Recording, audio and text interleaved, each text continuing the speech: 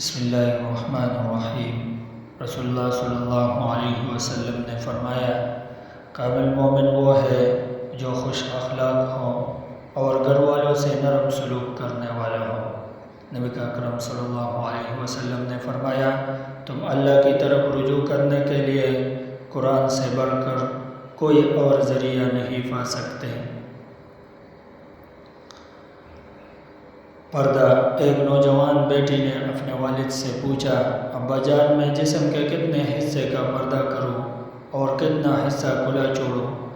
والد نے جواب دیا، بیٹی جسم کے جتنے حصے پر جہنم کی آگ برداشت کر سکتی ہو اتنا حصہ کھلا چھوڑو۔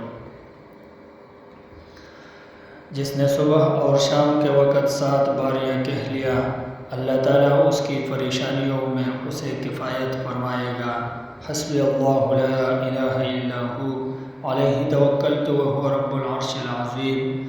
ترجمہ: میرے لیے اللہ ہی کافی ہے، اس کے سوا کوئی معبود نہیں، میں نے اسی پر توکل کیا اور وہ عرش عظیم کا پروردگار ہے۔